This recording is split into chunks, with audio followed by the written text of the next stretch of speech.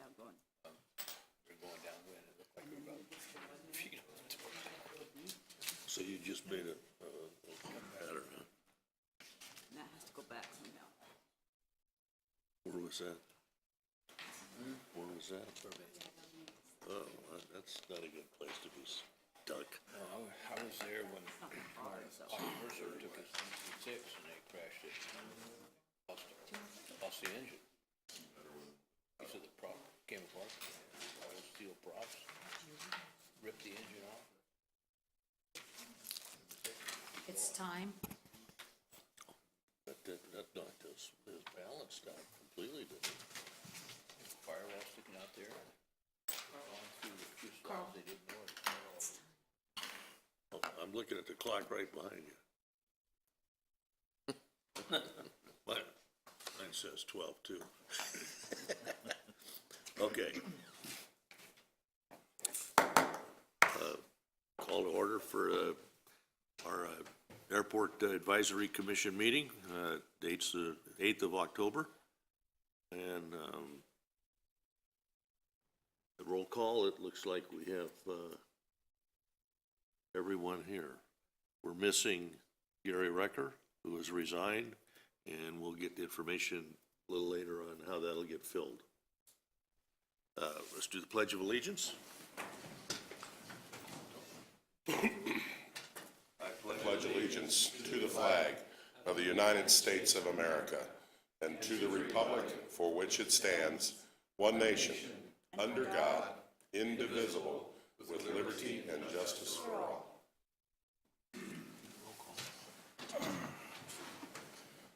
Well, you want us to go, okay, go ahead and do a roll call. Carl Hayes, Here? Scott Brackett, Here. Dave Spoken, Here.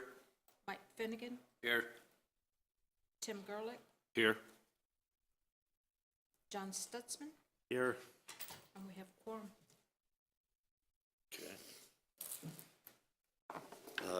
We got a good pile of minutes. Did anybody have any corrections or additions on the minutes?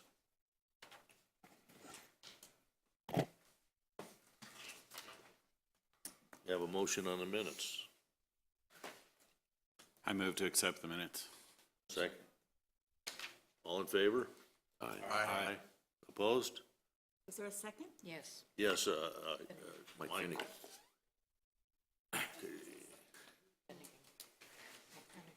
Who seconded that? Okay, those wishing to address the Airport Advisory Commission need not request a permission in advance. I have 2 that are up here.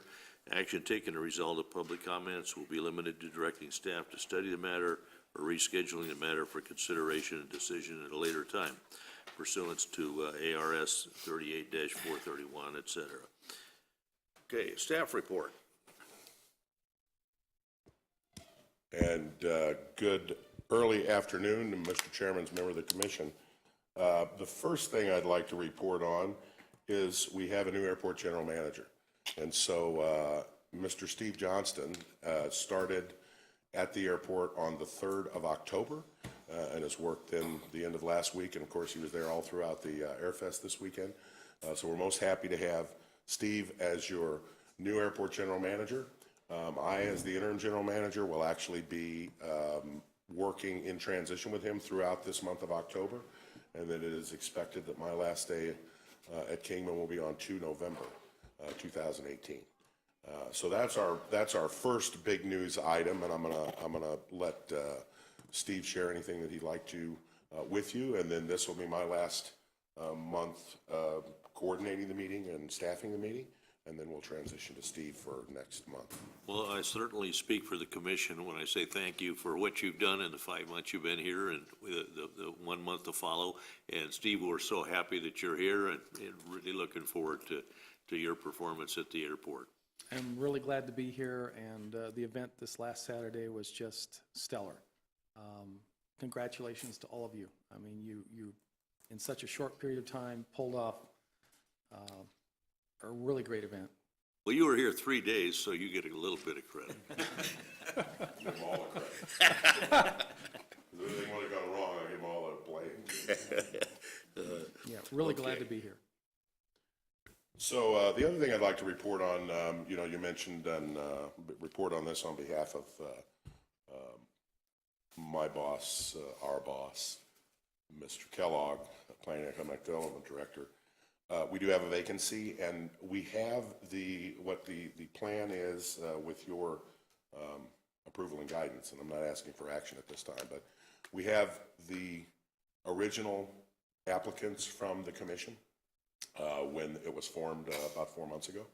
And so the first thing we'll do is review those and reach out to those folks who had made application.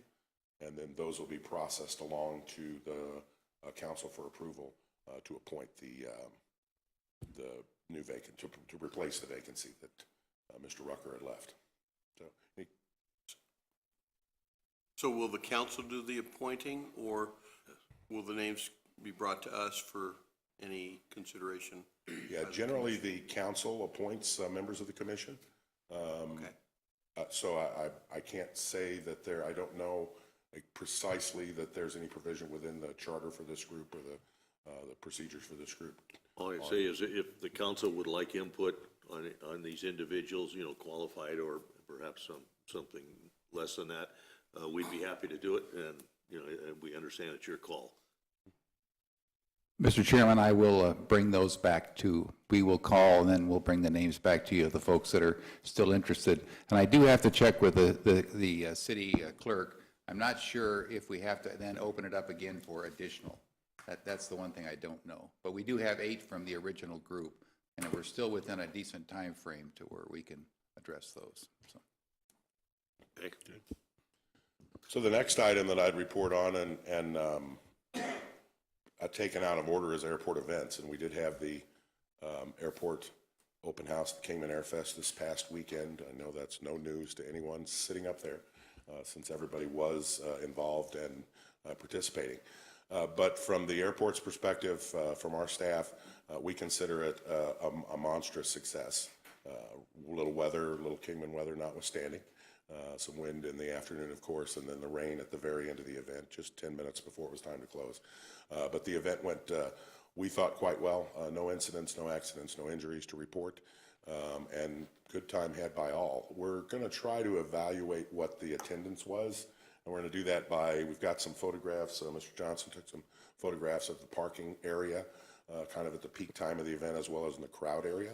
We also had the drone operator that had done some crowd shots as well. So we're going to try to ascertain what the attendance was. But from my perspective, where I was sitting, it was a constant flow of people coming in throughout up until probably at least noon, and probably even closer to 1 o'clock. I was by one of the gates, and just constantly people coming in. So Traffic was backed up past 66, so I heard. it was a constant I couldn't flow. see that from where I was.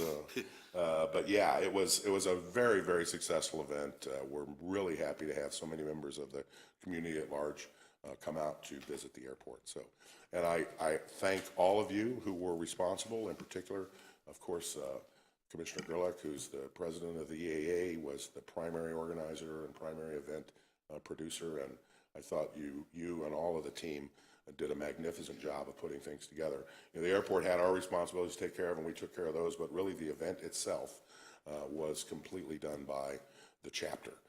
We were there just in a support role, but I thought it went extremely well. So congratulations to the commissioners and those of you who are involved, and forward to future events.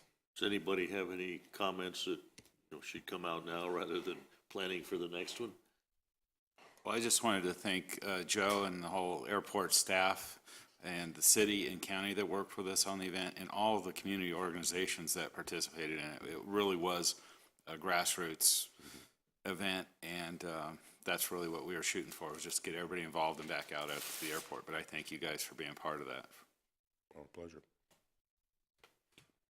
All right. The only other thing I'd like to comment on is the barricades. I've never seen barricades that worked any better than those. Yeah. They went together real easy. They were easy to move. Yeah. That's whoever came up with that design was definitely paying attention, and you guys for buying it. Yeah, thank you. Okay, airport operational data and statistics. So based aircraft this month, about 93. We we had an individual bring in an airplane that was previously on the field, and now it's back. So we're at about 93 on based aircraft. Storage aircraft stored there, the large aircraft stored there, is 238 this month.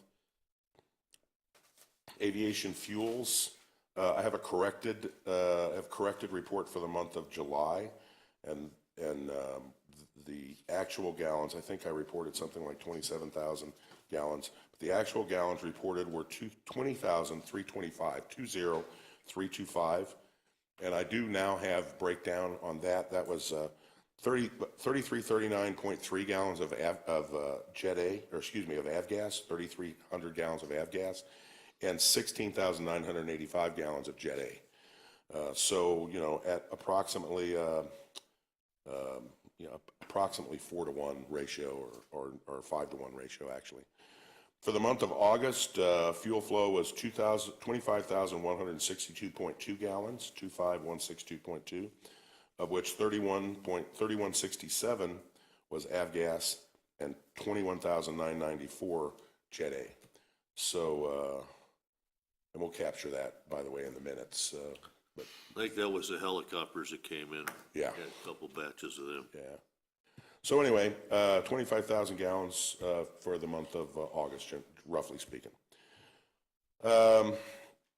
Budget data, we have no revenue data for the month of September. We're a little too early in the month for us to capture that. We're able to get our expense data in. So for expenses for the month of September, we had 82,369.10, 82,369.10. And airport expenses year to date, this is actual expenses, 174,466.69. 174,466.69. Total encumbrances for the year, and this includes things like, we'll talk a little bit about the projects. We've got a couple of projects encumbered that we haven't done yet. We've got the equipment that we bought that we haven't paid for yet, but we've, those kinds of things. But the total encumbrances year to date are 339,127.39. 339er, 127.39er. So the revenues for the month of August, Mr. Commissioner, members of the commission, it was 95,000, about $96,000. I assume that it's probably about the same this month, which would bring our airport revenues, and this is an estimate based on last month's year to date, which was 284,868, plus another, 95,000 would be roughly $380,000. That's my estimate, but we haven't gotten that revenue data in for this month. It should be coming soon. Let's see. Airport operations, again, we have no real way to judge it, but we do think, we're a little bit busier this month than we were last month, just due to the fuel flow. Also, I will say that a number of aircraft have left. I think we lost 11 stored aircraft. A lot of the twin turbine turboprops that were out there have vacated the airport. The economy is getting better, and those aircraft that are stored sometimes are either stored pending, reactivation of routes or sales to other markets and things like that. So it seems like there is a little bit of activity, a little bit more activity with regards to some of the storage aircraft flying out. Okay. Any questions, Mr. Commissioner, Mr. Chairman, members of the commission? Hey, have you got any indication when we'll be getting in, or if we'll get some 737s? Because I know quite a few of the early ones are coming out, and they're a little bigger. They're taking more space. Yeah, haven't heard. Haven't had that conversation with Kazi. That's something that certainly Steve can follow up on. I know that, as an example, there are a whole bunch of like the 737-400s that are out there that are in the lease pool that'll be coming out. And there's not a lot of market resale with them because of the new generation jet aircraft are so much more fuel efficient. But a lot of times those will sell potentially to or be leased to other markets outside the U.S. But in the short answer to your question, which, as we're all well aware, I've never been able to give a short answer to anything in my life, nothing that I'm aware of, Mr. Chairman. Okay, FAA and ADOT coordination this month. We've had some discussion with them. As you know, there's the supplemental AIP program that was that was appropriated this past year of an extra $1 billion. We've been in discussions with the FAA on the project that we are going to submit, and that submittal deadline is the end of this month. And we've also supplied to them or provided to them the categorical exclusion. I explained to you last month that we submitted the categorical exclusion environmental piece for that. Anytime you do anything on the airport, you got to do the environmental clearance. It's very basic, and I won't say simple, but it's straightforward. We've provided that. So we're in discussions with them on where that might be potentially programmed if in fact we were to get it. So that's the discussions that we're currently having with them. The master plan grant, the notice to proceed has been tendered to the consultant Kaufman and Associates. And they are going to be here on the 24th and 25th of this month to begin the inventory process. They've actually already begun the inventory process, a lot of the document development part of it. They'll be actually on site later this month to begin the inventory process. I know also Mr. Johnston is starting to develop a plan for putting together the two advisory committees that go along. There's the Public Advisory Committee and the Technical Advisory Committee that are put together for the master plan. So he's working on starting that process. And so if the commission has any input on that, and certainly, we would expect that there would be members of the commission on the advisory commission. But if you have any suggestions or input on that, please feel free to share those with Mr. Johnston. I'm most happy to report that Mr. Johnston got a computer this morning. We thought we had one last week. And so you can contact him. It's the standard city format of sjohnston@cityofkingman.gov. So that'll be, now that's a matter of the public record that everybody will be able to email him from this day forward. Okay. One question, Joe, just to clarify. Yes, sir. On the supplemental AIP, we're talking the ramp area is what we were gonna. Supplemental AIP is the runway mill and overlay. Oh, that's the mill and overlay. It's not the ramp, No, and the reason that we're doing some seal coating of the ramp and the ramp rehabilitation is actually in the ASIP. Okay. But I'm not sure that it actually is called for yet. When you put those things, Commissioner Brackett, when you put them in the ASIP, the FAA and ADOT want to see the supporting data. So we do a pavement maintenance management plan that's done on a 3-year basis, and that was done last year, and it actually projects, it actually says based on the condition, and I'm not saying there's not areas of the ramp that don't need significant repair at this time, but I don't think the main transient ramp is up yet for rehabilitation, but it is programmed in the Airport Capital Improvement Plan for rehabilitation at the appropriate time. Okay, I was just thinking of the oil. That is outside of the FAA. We're doing that under our own budget. We've budgeted some money, and I'll actually explain a little bit more about that when we get to projects in a moment, Mr. Commissioner. Our Part 139 certificate, I actually received a draft letter from the FAA. We've not had scheduled service here since 2014. And when you don't actively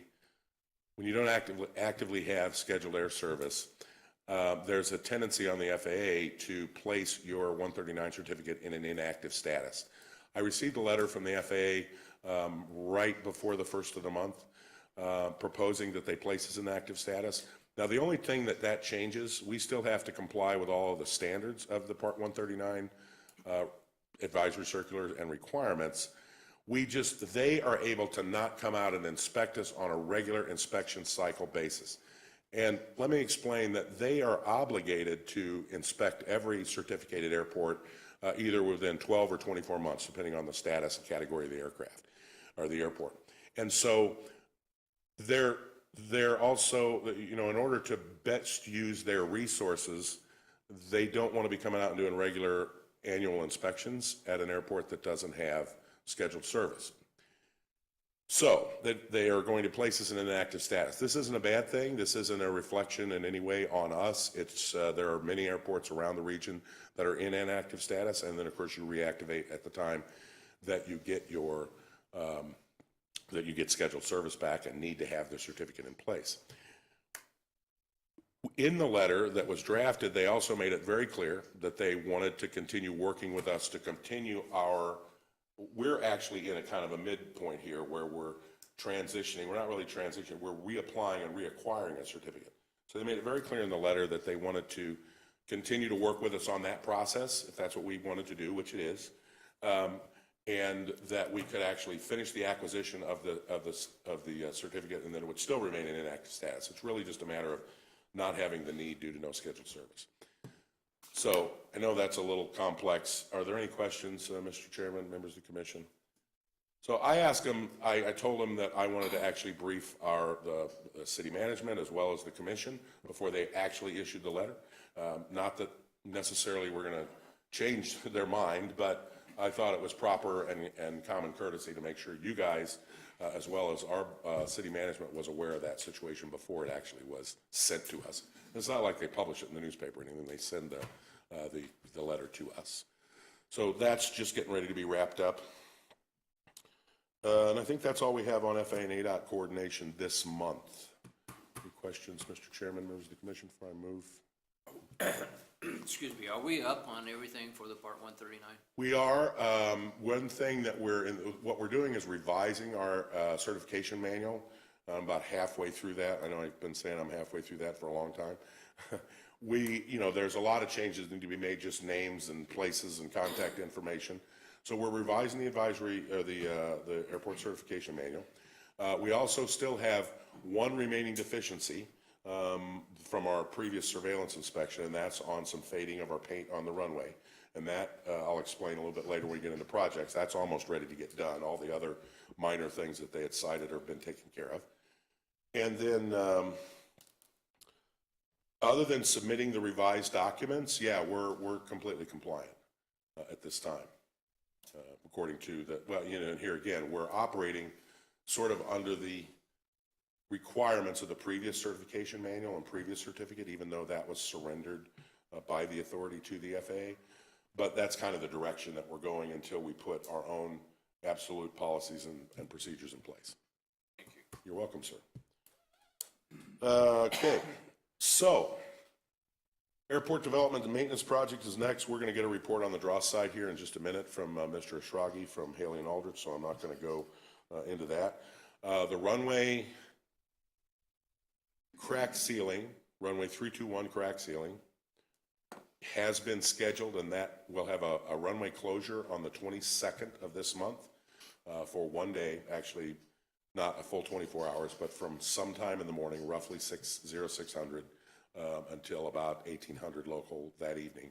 And they bring in 3 crews up, and they should be able to get all the cracks sealed done in one day. There's no reason that they shouldn't. So that project is done, PO issued, scheduled. The restripe, which will occur right after that, has been bid, PO issued, and it hasn't been finally scheduled, but I'm working with the contractor on that. We expect that it'll be sometime around the first part of November, the first or possibly second week of November, where they'll come out and stripe runway 321 in its entirety, except for the shoulder lines. And we did that just purely because of budget needs. And the shoulder lines are not actually a requirement on our category of runway. We will restripe them when we put back in do the mill and overlay. But the entire runway, with the exception of shoulder lines, will be restriped. And then also the lead-in lines on runway 1735. And there's only the 2, one at each approach end there. So that should be scheduled soon, but all the procurement is done, and we have a contractor. The contractor on the crack seal is Sunland Asphalt, and they were the successful bidder. We got 3 bids on that, and the successful contractor on the restripe was PMI, Pavement Markings Incorporated, which is out of Phoenix. In fact, Sunland is also doing this out of their Phoenix office on the crack seal. Both contractors I've worked with in the past and don't expect to have any challenges or issues. So that's the runway project. The apron, as you mentioned, we have received 3 quotes on the seal coating. And we don't have enough budget to seal coat the entire transient ramp, which is something on the order of 65,000 square yards. That's roughly speaking from the FBO leasehold at the admin building all the way down to the shades that cover tie downs. That's about 65,000 square yards of asphalt, not including the concrete. And we think we've got enough to do. I've asked them to bid it in 2 phases because we have enough to do about half of it this year, and then we can budget to do the other half next year. And, possibility that we could have a windfall in our operating budget and potentially get it done sooner than that. But that's the plan at this time. We're working on the type of product that we want to use on that. Is there any matching funds available from the FAA?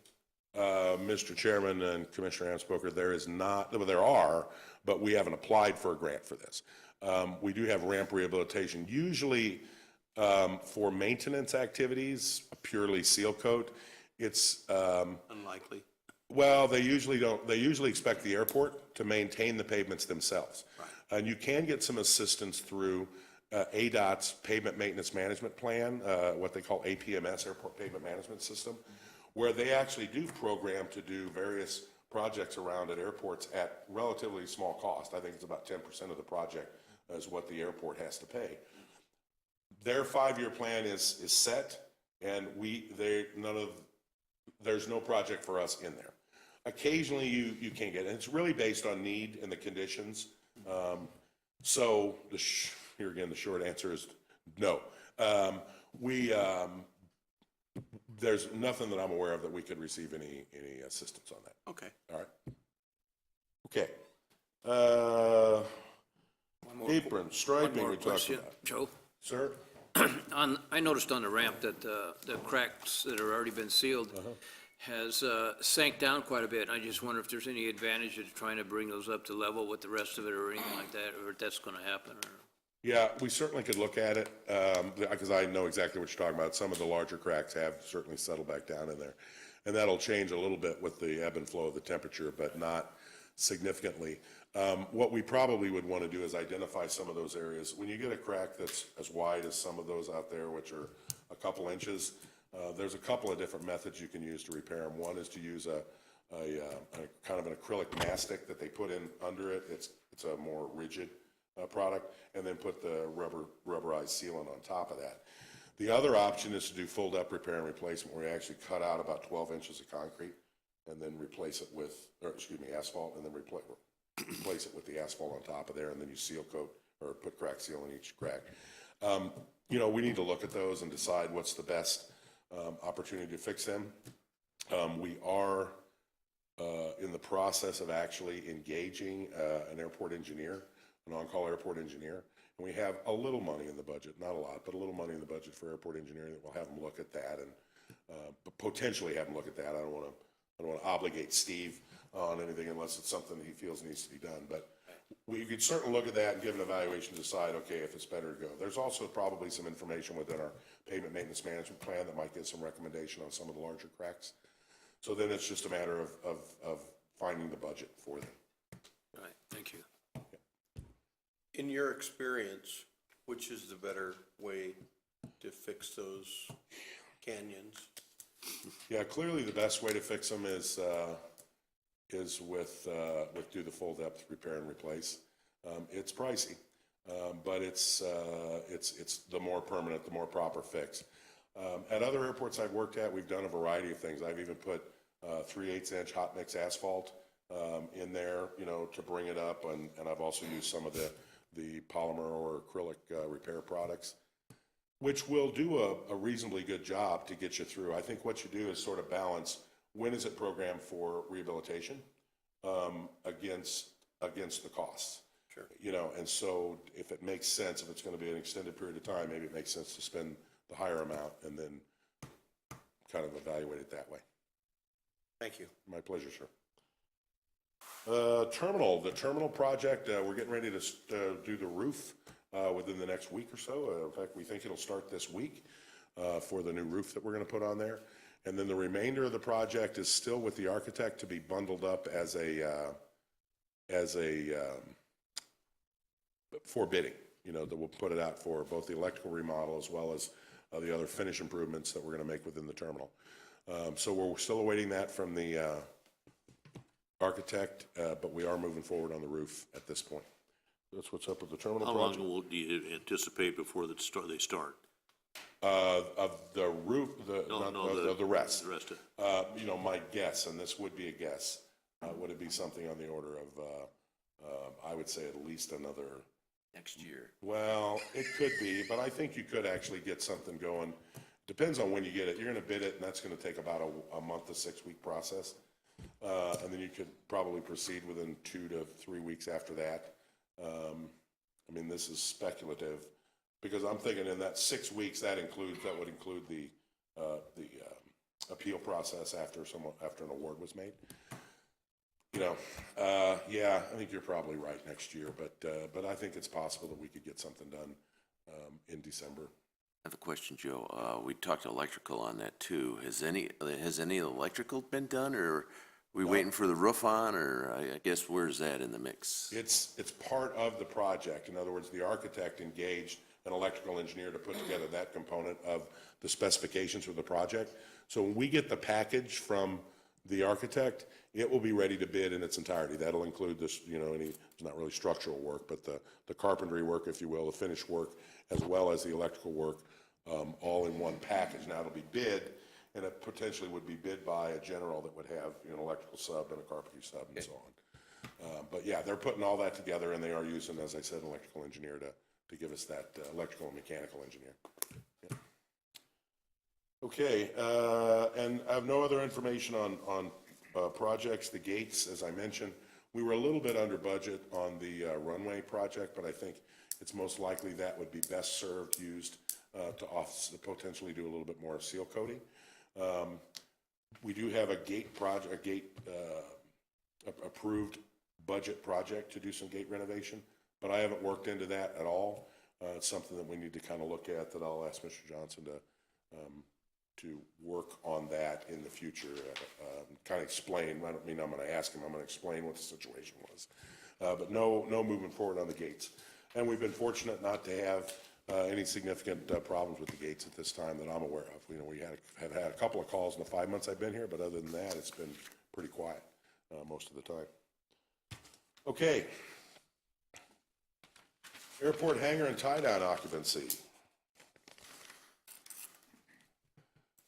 All 39 of our hangars are currently occupied. That includes one pending move-in in the D hangars. So all of the A hangars, the B hangars, the C hangars are currently occupied. We had a move-in last month. The D hangars, we have one vacancy, and there are 2 persons on the wait list right now. So we've called the first one to ask if he's interested, and then we'll go to the second one if not. So I'm saying we don't have any vacancies because we actually have 2 candidates for this one empty hangar that we've got. No vacancies in the covered tie-downs, of course. We do have, we have 4 on the list for covered tie-downs right now on the wait list. It hasn't changed since last month.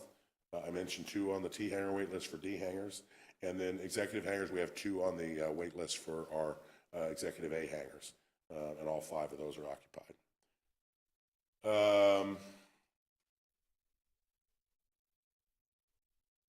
So the new hangar that's been proposed, we are prepared to submit that for the categorical exclusion. As I mentioned, you have to go through an environmental process. So we've received an authorization of services from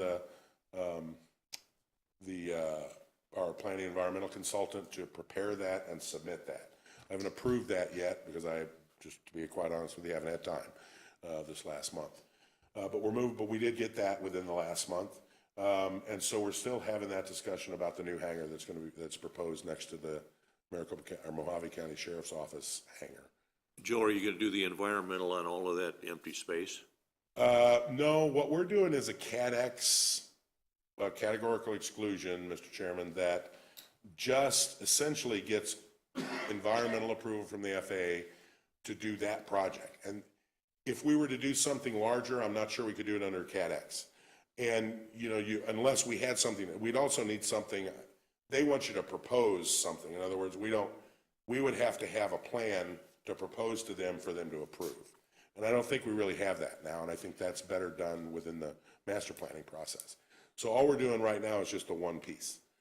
And the reason that you have to do it is because it creates a change to your airport layout plan. You know, when that hangar's done, there'll be a pen and ink addition to our airport layout plan. Anytime you have a change to your airport layout plan, requires environmental approval. No, what we're proposing to submit is just that piece right there, right now.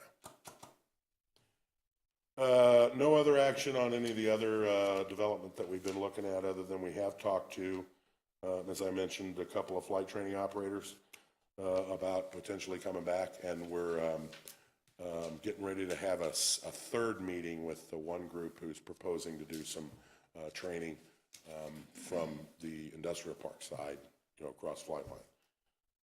The other operator has come to us and wants to talk about perhaps doing a small part of their training operation. They have a larger operation elsewhere, but to come on and potentially lease a little bit of space and do some smaller type flight operations, maybe instrument training only, maybe multi-engine training only, something like that.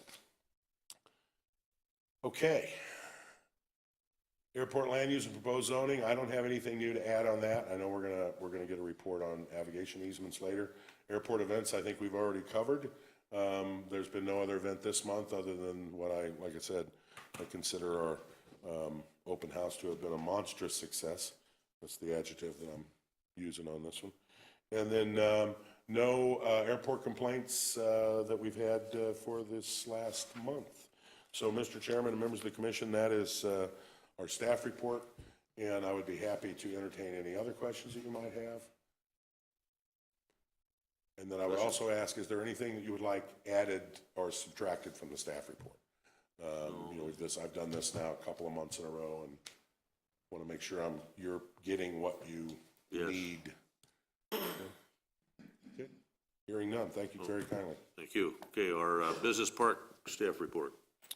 Hi, good morning, Chairman and Commissioners. I don't know if you've seen as you exit the park, we have installed a truck rollover sign. We had some issues in the past with some heavy, large loads that have tipped over as they've turned west on Route 66 exiting the park. And so that's been installed and is up in an effort to stop that from happening in the future. We've also, and just to further go off on the signs, we've completed installing a lot of those directional signs to the businesses in the park. We've got one more purchase order out for a sign at Interstate and Mojave to those business park companies. And so once we get that in, that sign will get up and be out there. We've also we've got 3 more businesses that have requested to be put on the monument sign. We've got the PO out for that, and once we get that, we'll get those up. So we've had some heavy rains recently that caused a lot of debris on the road there at Mojave. Immediately that morning, our crews went out and cleaned that up. We also, in preparation for the Air Fest, wanted to get that done right away. Normally, we would wait till the county are able to come out, but we thought that we'll quickly get that done because we didn't want it to be an issue for that event. Additional cleanup at the entrance of the park from 66, where you enter to the stop sign at Industrial, was completed this last month. The next phase, I believe, going to Interstate is going to be scheduled after that. We did finalize a lease and an agreement on a property at 4905 Interstate, and that contract had been signed, and the tenant is already occupying that facility. In preparation, right now I'm preparing for a business visit. They're coming out on the 30th to visit various sites within the Kingman region, including the industrial park. And so we've got that itinerary being processed right now. Also, this last week, we met with another potential business lead that came and visited with us, interested in property that the city of Kingman owns out at the industrial park. We have the PO purchase order out for the business costs and marketing brochures, which we're going to be using to market to industry, particularly for those properties that we have available. In addition, the purchase order for the, we're ordering 2 4x8 for sale signs with information about those properties, and those will be installed on the 48-acre parcel and 78-acre parcel that we have for sale. So we anticipate those will be up this month. And lastly, the last 2 weeks, the Economic Development Department, including myself, has been very busy with Chabon Concepts. They're handling our economic development strategy plan. And so we spent 2 weeks ago preparing for them to come out and visit all of last week. They were out here, and we met with them as well as many stakeholders, community leaders, and others in the community to discuss economic development, where they felt the city needed to go with various aspects of that, as well as conducting tours throughout the city and the immediate region around Kingman. And so they're going to take that information back in an effort to put together a planning document. And so once that's completed, we'll move forward with the next steps on that plan. So that's basically my update. And I would just turn it back over to you if you have any questions. Thank you. I have one question. On the Mojave Airport Drive was paid for by the FAA, and my understanding is it's part of the airport, but is it also a county road for maintenance? Yes. So the FAA only does major improvements, and the maintenance issue is just the county, unless you want to do it as part of the airport. I believe so, but I would, It was a 60-40 grant. The FAA paid, I believe, 60, and we did 40, or it could be reversed. But the county didn't do it. No. The county paid for it? No. Yes, the county did, yes. It was split with them. So it was not quite 50-50. And it would be, Mr. Chairman, members of the commission, when the main airport road that serves access to the airport is eligible for FAA grant funding in the future. Now, the challenge sometimes with roadways is all grant funding competes. You know, your grant applications compete with other grant applications, and sometimes that winds up being a lower priority than an airside feature, for example, in the grant program. However, you always have your entitlements that are, in our case, it's $150,000 per year that you can use at your discretion, and those are always available to you. So there are some options out there that we could do more in the direction of reconstruction, because here again, the FAA does expect that when they grant funds to build a feature, whether that's airfield, landside, that then it's the airport's responsibility to then maintain. It's not just a responsibility, it's an obligation. Less so, you have less restrictive obligations on some of the landside features than you have on the airside features. But yes, we could potentially get rehabilitation money in the future grant if we were successful in the grant program. But in the meantime, we're most happy actually that the county right-of-way program actually has become fairly responsive here lately to some of our inquiries. And so we're heartened and we're hopeful. That's a change. Yeah, I know. Well, and I don't have much to compare it to. But anyway, it is, we are looking forward to getting some support from the county on some of the maintenance activities. And generally speaking, it's not in terrible shape, and it's been crack sealed fairly recently. I'm talking about the roadway itself. Oh, no, it's fine. It's the drainage is, if anything, and some of that seems to be clogging. And they are willing to accept some responsibility for that. And I don't know if that's been the case in the past. So we have had recent, it's been Mr. Bratley that has been coordinating with the county public works department, and they've said, yeah, we'll come out and then we're going to do some work on some of the drainage, freeing some of those drainage locations. Helps us out a lot. Sure. We didn't even have the right equipment for it. You really need some kind of a backhoe where you can get down there and take some of that. All we can do is kind of put our tractor down in there and dig it out with the bucket. It's not really the right way to do it, but we're making some progress. So, and that I do want to give a lot of credit to Mr. Bratley for that. Since we're on that fact of drainage, I have a concern about that big drowning pool at the end there, and, you know, mosquito infestations and so forth, you know. I know the county has always done this thing where they want this pool out in front of the buildings and businesses because they say it's runoff from their concrete or asphalt, and they want a place for it to evaporate. But it never evaporates fast enough, and my concern was, why don't they just dig some holes and put some leach rock in there or something like that and let the thing drain back to the aquifer instead of having a big stagnant pool of water?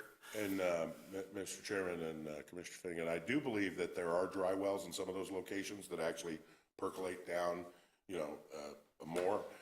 I can't speak a lot. I haven't really studied the drainage and what it is. Are you more concerned with the main detention basin at the front of the airport out along? Correct. It's 66? on the Yeah. western everything side. flows It's just big It muddy is a lake. pool. Yeah. Yeah. I appreciate your concern, and, you know, I don't want to give you false hope and tell you there's something I can do about it. I don't know that there is, but it's certainly something we can look into further. Yeah. Thank you. You're welcome. Okay. Any other? Okay. Gary, do you want to cover the Chapman program on the economic development? On the Chavin? Yes. Bennett really kind of summed it up, and that is that they've gone back. We did about a 4 hour debriefing on Thursday. And so we went through an awful lot of stuff. The city manager, we were all the people that were involved were there. And so now they will go back and bring us a first draft and then a final. I suspect that we will see something probably within less than 30 days. They were supplied with everything that we had could, excuse me, find historically that the city has done. And so there were reports clear from way back when. And so in many cases, we are not recreating the wheel. It's been done before. I think our job will be to modify it and now make it roll. So, but it went well. It certainly was, I think, you know, and Chairman Hayes, you were there for the meeting with the commissions and stuff. So we got a lot out on the table, and their economic development fellow was pretty factual with us on, you know, what we haven't done and what we need to do. And so I think, for some folks, that was certainly an eye opener. But again, the package is inclusive. It covers our tourism. It looks at our downtown streetscape plan. It really kind of looks at everything that really affects the city as a whole economically, you know, so. Well, I was pleased to see that he said there's one industrial area to develop. That's from I-40 along Rattlesnake to Right. the airport, including the airport land. It said there isn't enough anywhere else except clear down past Shinner up where the gas plant is, which is, of course, outside of the city, to develop for industrial ground. And this is got all the pieces except the roadway and the sewer and water that would have to go in anyway. So I was impressed with the job they've done. I don't know how much time they had, but they covered an awful lot of bases and had a tremendous amount of good things to say about tourism and what can be done. Absolutely. So it was a very good meeting. And their economic development guy had, 30 years under his belt as a site selector. So he looks at it very objectively. He comes in and he looks at it from, if you're looking to come to Kingman, what is he expecting? And as he noted, Chairman Hayes, it's an elimination game. You can come to the plate and be that community, and then it's all the things that they want to see. How do they eliminate you? And so when you actually end up surviving, that means you met those criteria. So I think he did a real good job. So Chavin is a good outfit, and now the next step for us is we'll be getting our RFPs out here probably within the next couple of weeks for the marketing and rebranding. So that'll kind of all go hand in hand. So yeah, it was a busy week last week. Yeah. All right, thank you. Okay, old business on the remote control aircraft site. Actually, we have some information from you, Joe. Yeah, so this slide, of course, is exactly the same as it was last month, just sort of some general information, where the site is. It's been in existence for over 20 years. the improvements made by the local chapter clubs of the American Modelers Association, that there's no written agreement in place or leases, written agreements, report, and then that the club charter and insurance certificates were the only documents that were in the main file. And I say that was the Kingman Modelers Club documents were in the file. I have subsequently received, and I think I mentioned the other club, the Golden Eagles, actually submitted to us their club charter document as well as their insurance certificate, also from the EAA, or excuse me, the AMA, the American Modelers Association. They operate under their insurance umbrella. As well as a variety of other information that we've seen. So that's just an update on, or just a reminder. Here's where we are this month, continuing the FAA requirement research. And when I say that, this isn't a prohibited activity, but it's also not an aeronautical activity. It's not an aeronautical activity that has to be on an airport. So the FAA views it that way, and then subsequently for non-aeronautical activities that aren't required to be on the airfield, they require that you get actually fair market value for the land. And I've covered a lot of this before. So we're continuing to go through all of that FAA regulatory, the different facets of it. We also, as I've submitted to you, we received a letter this month from the law offices of Thomas Price, representing John Wilson and Boyd Hunt. And so that letter has been supplied, and it goes through some of the previous history. And I will say that with regards to the fact, they stipulate here that they provided some of the fill-in information. As I said, there wasn't any information in the main file, but they brought forth emails and other documents and a lease application that the Golden Eagles had made of the airport authority last year. And they also cite the fact that because of the disagreements between the factions out there and the two different clubs, that the airport was essentially closed. And sort of like, if you guys can't get along where everybody can use it, the airport or the site ought to be closed until such time as they did. And they cite that I reversed that when I came back, because what I found in the file was insurance certificates and the documents from one organization, and did realize the fact that there had been some dissension amongst them. And so, but I felt that my responsibility was I was dealing with one group, and we should only be dealing with one group. There should not be two separate, in my opinion, entities using, let me make this clear. We should have written agreement in place. And I think it's very difficult to have a written agreement in place with more than one entity to share one specific area.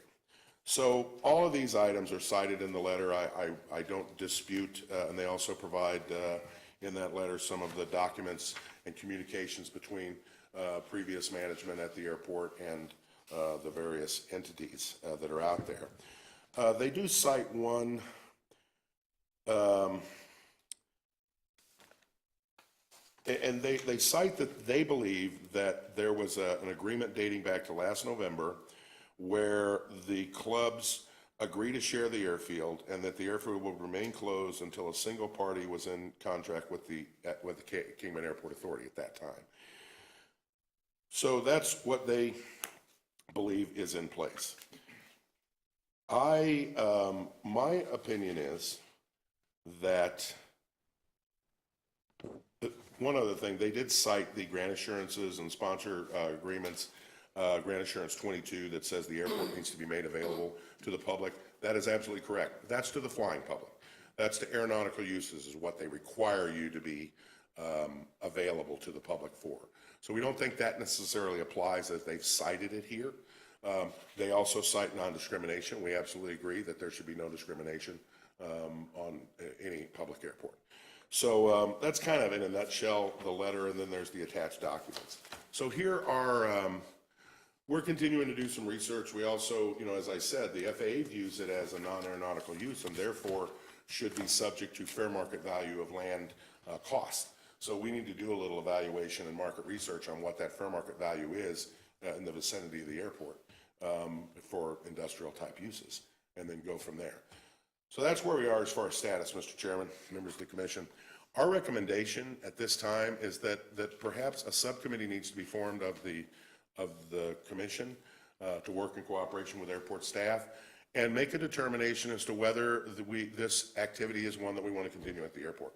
There's no right for them to continue. In other words, we do not have to supply this land for this use. It is a non-aeronautical use. So that is, in fact, if we had demands such that that aeronautical use needed to occupy spaces that were occupied by non-aeronautical uses, the FAA would require us to actually eliminate the non-aeronautical use to account for the aeronautical demand.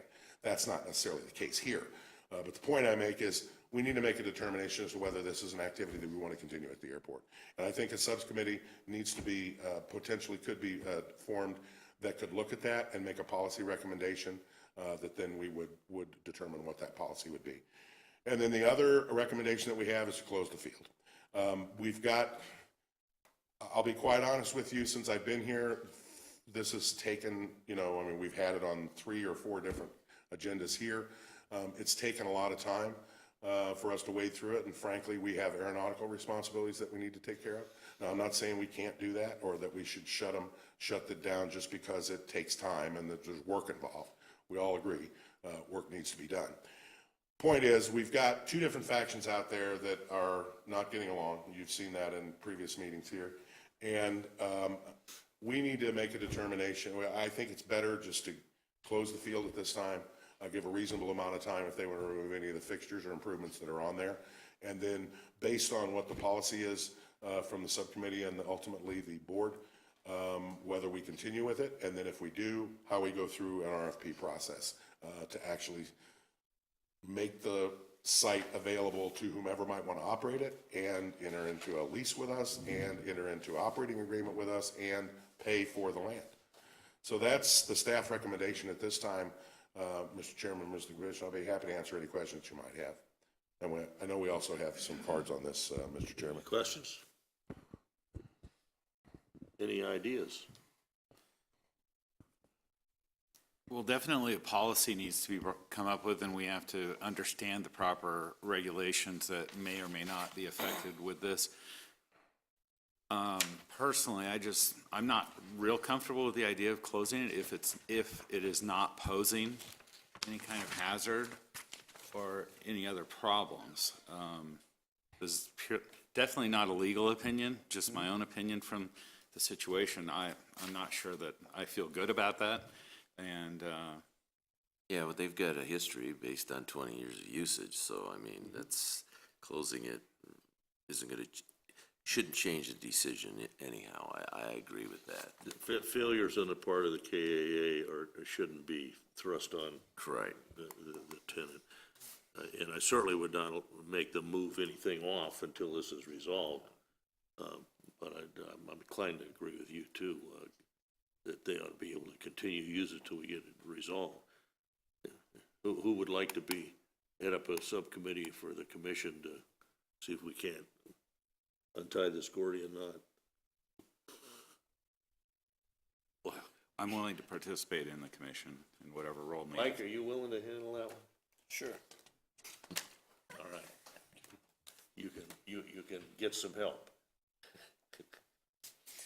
And I know you're. We did own the only operating hobby shop in Kingman for about 30 years, but that was a long time ago. Yeah, and of course, the staff is available all week, to make appointments and work on this. So, okay, now we've got a concept and a volunteer. Do we have a motion to put it into action? I make a motion that we form a subcommittee with Mike as head of it and report back to us. Second. Second? Yeah, I second it. Okay. All in favor? Aye. Aye. Unanimous. Is there, just so I'm clear, Mr. Chairman, so it's Mike is assigned to the committee, not Tim assisting him, or? Mike is going to be the committee chairman. Tim said he would participate. Okay.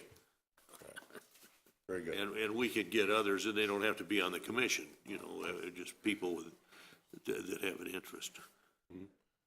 Okay. I seconded it. Dave seconded. Oh, I'm sorry. You've got the vote, right? Okay. So, just so I'm clear also, Mr. Chairman, members of the commission, you choose not to close the field, so everything remains just as it is at this time? Would you like a motion on that?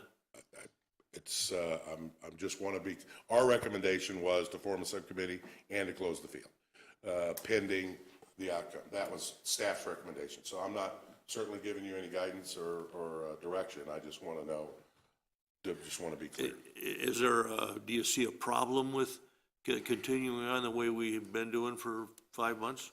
Mr. Chairman, members of the commission, not a safety and security problem. There have not been any incidents that we're aware of. There's a, right now, we're allowing the Kingman modelers, the club that we had the initial documentation on, to operate the field. There's been a suggestion, or at least a citing by this letter from the Golden Eagles, that there was an agreement in place allowing both groups to use it, and if they couldn't do that, then they closed the field. I don't want to get into what was the past. Yeah. My position is, we've got two different groups out there, and one appears to be prohibiting the other from using it. And so, I mean, we can certainly make decisions on, and I'm certainly not asking you, you are a policy board, and I'm not asking you to tell us, how to run the airport. I just want to know if, just to be clear, you're not in favor of closing the field, and we'll carry on with trying to sort this. Let's do that in the form of a motion. May I make a suggestion, though, related to that? Is it possible we could put a time frame on the status of that, or at least if we wish to continue the status at status quo Well, for a we've got period to of time? get the committee to come Or the back. committee to come back within Yeah. a period of time to form more recommendation on that? Whether it be, I don't know, 60 days? Put that in a motion, and we'll see if it works. Okay. Mr. Chairman, I'd like to make a motion that the airfield be operated at status quo for a period of 60 days, giving a subcommittee time to do further research and come back with further recommendation. Second. Second, you got Scott on the second, okay? All in favor? Aye. Aye. I just want to make sure that the insurance was going to be enforced for the full time. We have an insurance certificate. So that's there. Okay? I know you do have cards on this item. Yep. Cards for, speaker cards. Yeah, but should we take it at this point or at the public at the end? Well, I would Let's take it now. don't have the attorney here, but I think we need to, I think those signed up for this item, and we're past the public comments that were at the beginning. Oh, all right, we'll take that now. So we have John Wilson or Joe Wilson and Boyd Hunt.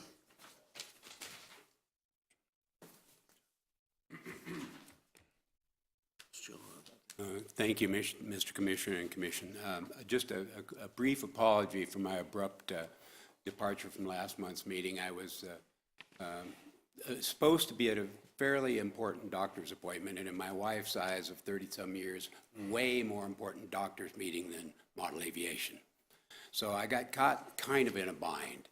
And the bind was exacerbated by the fact that, again, repetitively, Mr. Eakin, president of the modelers, had stated that they couldn't get the Eagles to the table to negotiate.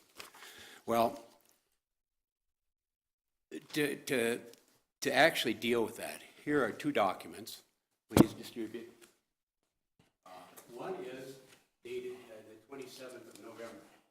That's the date that the modelers were notified that we would be working there under consent of the airport, 27th of November. It outlined the parameters we were offering through and including sharing expenses on the site, including capital expenditures in relationship to the number of members each club had.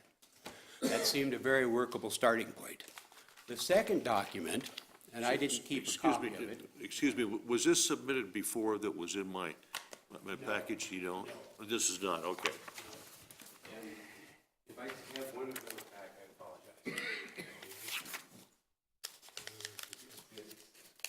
The other one? This. Or she has it. Here, here, John. There we go. This second document was created December 12th. So that's a span of 15 days. During that 15 days, a multitude of, and I apologize for digressing, but this is part of why I was frustrated. During that 15 days, a multitude of emails went back and forth trying to get a meeting with the modelers to make this work, bearing in mind that we were there with consent of the airport. And I'm going to read this. It's paragraph 2. This is a 2-page document. After long and difficult process of reviewing the events of the past year that have brought us to this point, the spirited and deliberation among the members of the Executive Committee of Kingman Modelers, Inc. and Arizona Corporation, we have come to the unanimous decision that it is not in the best interest of our club or its members, I was a member of that club at the time, to pursue any type of relationship with the Golden Eagles RC Club, AMA 5406, in any way, shape, or form. That's the reason the Eagles weren't coming to the table. There was no table offered. So that's all I'm dealing with is last month's business, so just bear with me. Mr. Rucker brought up questions about the charters, a bunch of boxes, whether they were checked. I can assure you our boxes were all well checked. There was question about insurance. The insurance is $1.55 million. Am I correct that you're speaking for Mr. Hunt? Pardon? You're speaking for Mr. Hunt during his time? Oh, am I? Well, your time is, your 3 minutes. Oh, well, they didn't do that last month, so I'm, No, you could speak for his minutes, and the last time. You can use his minutes, is what I'm saying. That's what he Okay. wanted to do last time. Okay. I just wanted to confirm you're doing it this Yes, time. yes, sir. Okay, I'm sorry. okay. So we start him over again. Okay. So Mr. Rucker actually asked about the boxes and the land use agreements. Those were checked correctly. The insurance is $1.5 million per occurrence, $4 million in the aggregate. There was some question from Commissioner Amspoker about safety and safety violations, 1, 2, 3 process. Probably the worst safety violation I've seen, and I was a member of that club for 11 years, was the manned flight at that site. That's not covered by AMA insurance. It's not covered. It wasn't insured. That was done with the approval of the officers of the modelers. That's part of the friction that was growing from inside the club. So when there were no safety issues addressed, I can only ask why, because that was a safety issue. Now, there are several more, but I'm not going to dwell on them. I do want to thank the Advisory Commission for listening to me. I especially want to thank the EAA for sticking their necks out and doing such a heck of a job developing a flight aviation experience for the public. And the Golden Eagles want to thank you because our enrollment email list is now well over 100 in the community, and we signed up 39 new people that actually want to come out for flight demonstrations and learning. So thank you, gentlemen. Thank you, sir. Thank you. So obviously you have some work to do. Okay, new business, navigation easements for the Kingman Airport. Unfortunately, Mr. Halsam, who had worked on this for, he said 20 years, and I don't doubt it because he was working on it when I got here. And he's just kind of burned out. He told me that Bob Riley had a file with a great deal of information in this. Some efforts had been made over the years. Mr. Riggles with the city had suggested an overlay, which is really a zoning ordinance, not an easement. So that's really not the same thing. It doesn't have anywhere near the legal effectiveness. But certainly, as this area develops between the airport and the city, and the primary wind is right out of the city down the runway, we're going to have some noise complaints. Now, it's amazing how much quieter the airplanes have gotten in the last 20 years.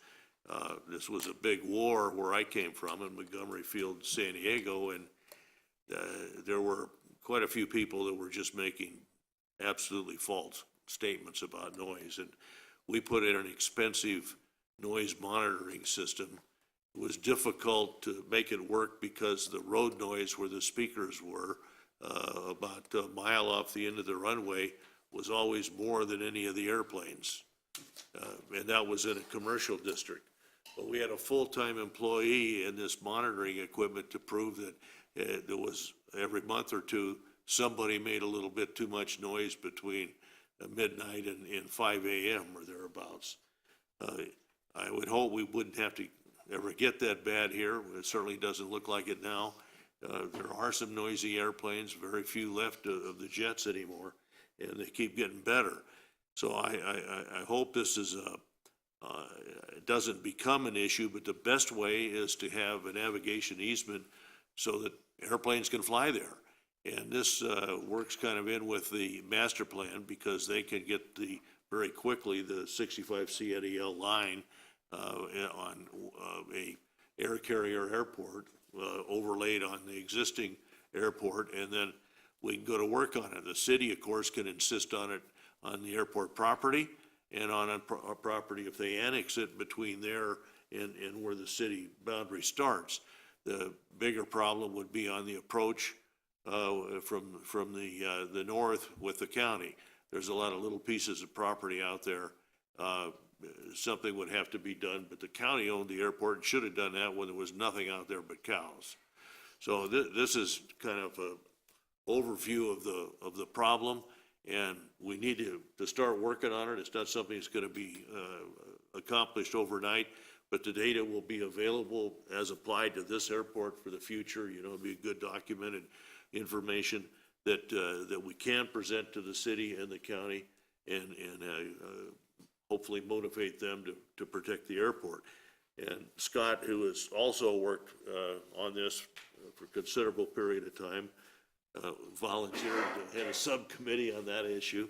So I'll turn it over now to Scott, and he can give me a little bit more information on what he wants to do. Okay, yes, we've worked on this well over a decade. It's been brought up several times in the old committee entity, and only to have nothing done by the people sitting in the chairs that needed to do it. One of the drivers that tended to negate them doing anything was they figured it was going to cost some money based upon the county, because a lot of this they were figuring they'd have to make affect title changes in the county and do it that way.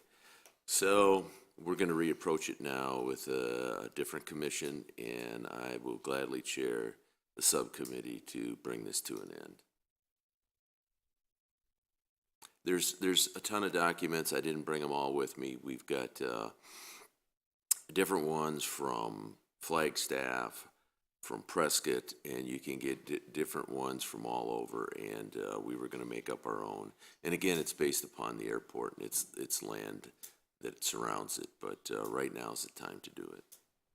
Any questions? Or? I have a question. This is a legal process in which the county would be required to have land titles with acknowledgement of the airport operation, or how does this work? An easement. They'd have to have paperwork affected, and that's what drove the price. Okay. And one of the issues I kind of covered is we don't have 727s flying anywhere anymore, and they were extremely noisy. So what the noise footprint looks like is a mix of what's out there now and what they expect in the future. And there's a little bit of crystal ball gazing to come up with that. We're never going to see 747s or that size airplane in here, but we Never say never. Well, it's storage and scrapping maybe, but I don't think we're going to load them up and take them to China. But we definitely would have the potential for at least halfway across the country aircraft of that size. And I don't know if you've ever seen any of the noise numbers on the new 737-8. It is really, really quiet. So it may be an easier job today than it would have been 10 years ago when the airplanes were a lot noisier.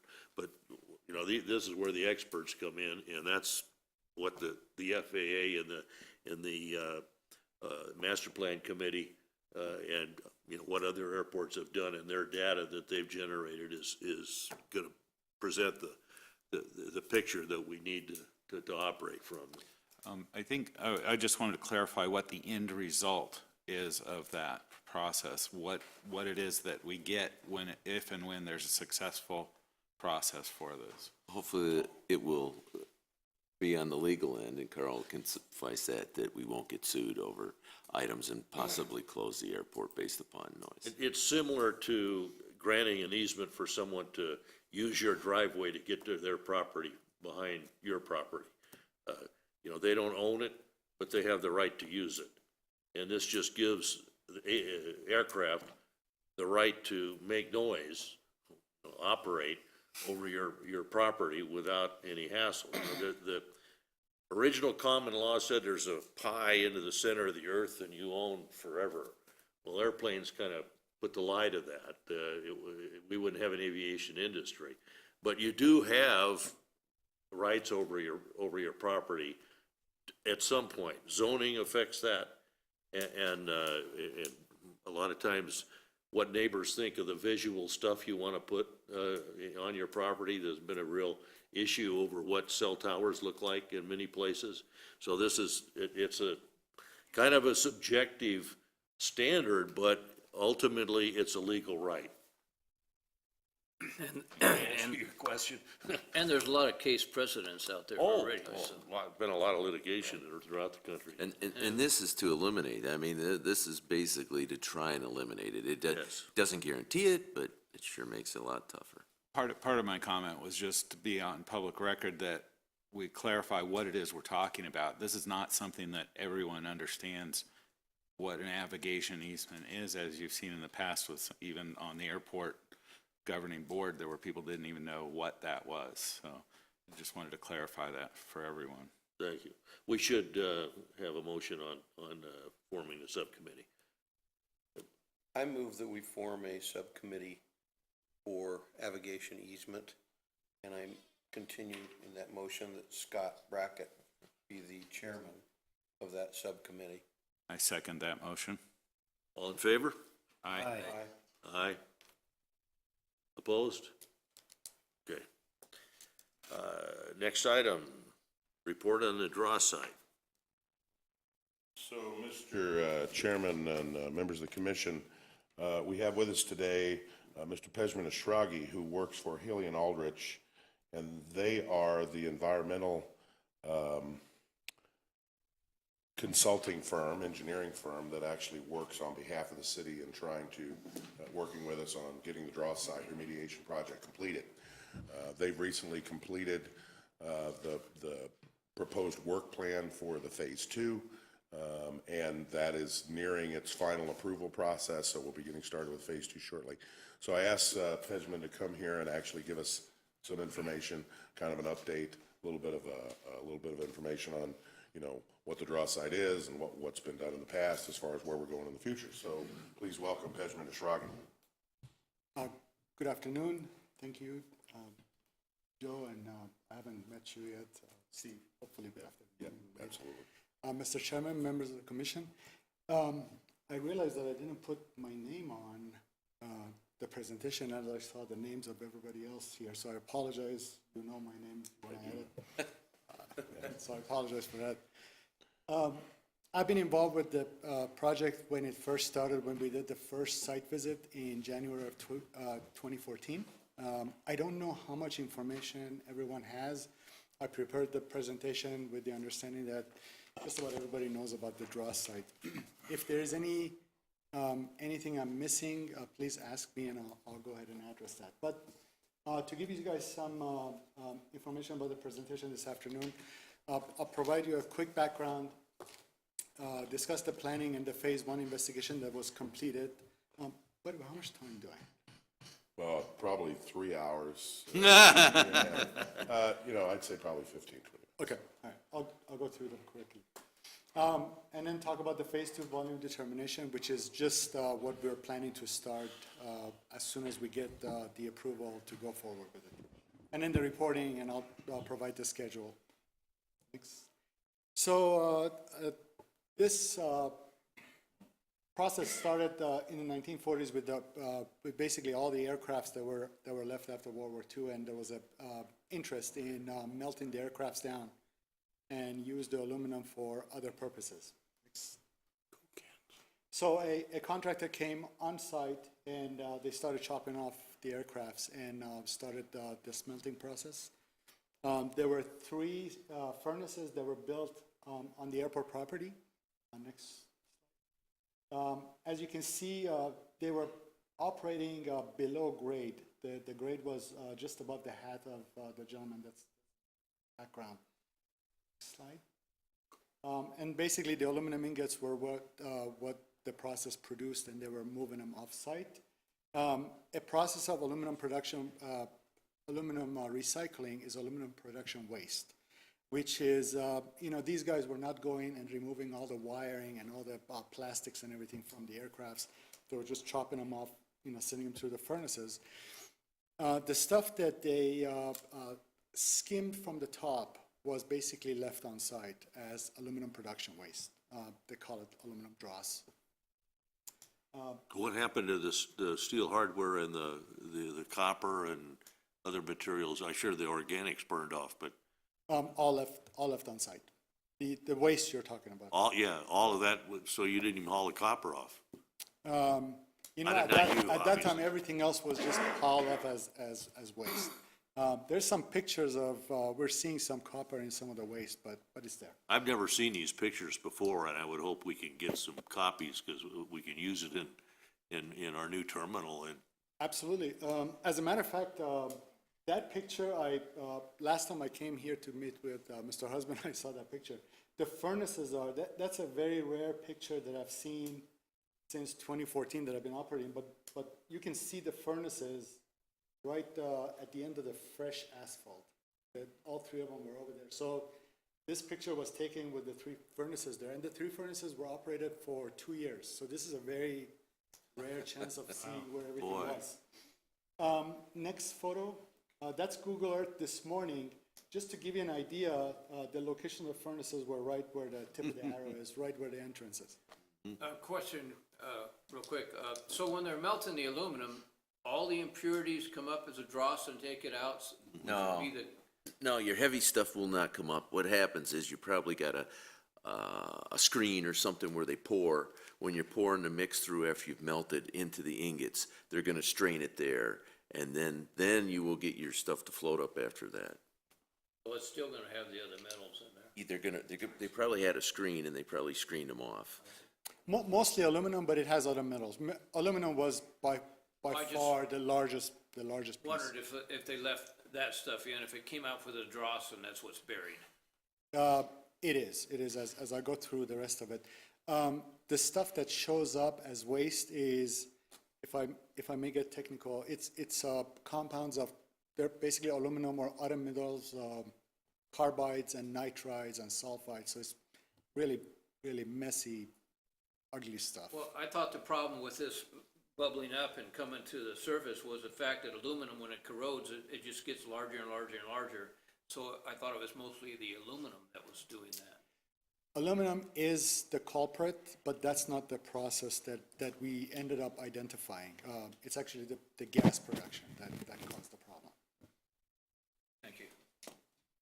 So late 90s, this is as part of an investigation that was done by U.S. Army Corps of Engineers. They had a consultant that came on site and did the initial investigation. They realized that the dross is similar to other dross that they have seen. It contains aluminum, cadmium, and lead. They also detected some copper in it. The part that caught my interest was the second bullet, reports of ammonia odor. They reported it, that the stuff smelled like ammonia. But then the recommendation at the end of the investigation, which took about 4 years to complete, was let's just bury it on site, and we just cover it with a thin asphalt cap. It was about 1.5 inches thick, the asphalt cap that they put in there. This is with the understanding that the report themselves from the beginning in 1996 was that the Army knew that Kingman Airport and City of Kingman were interested in developing the site as a business park. So that documentation is there in all the reports that they knew about this, and it went forward. So next, so this is one of the 8 disposal pits. They dug these pits that were about 40 feet wide, 20 feet deep, and 200 feet long as reported. 8 of them. We don't know if they're next to each other. We don't know if they're in places where most of the dross was. They just dug it and put it in there. But the idea is that we wanted to look for these pits. But anyways, after they buried the dross, they covered it, and they ran out of budget. They ran out of budget to bring engineer fill to top it off. So what they used was on-site soils, and the report says clean on-site soils that were stabilized. And by stabilization, they're talking about lime and fly ash that they added, which as we're piecing together the story, it kind of made sense of what the problems occurred, because lime and fly ash raised the pH of the soil quite a bit, in the 10 to 12s, from the normally high 8 to 9 in Kingman area. Next. So this is lime and fly ash stabilization, which they went after it and mixed it. Next picture. And basically this is the asphalt that they're putting in there. This is the finished project. You can actually tell the new asphalt from the old asphalt just by the color. Even today, you can kind of tell the difference where the new asphalt. This one. This is Google Earth in 2003. You can kind of see the outline of the new asphalt. Next one.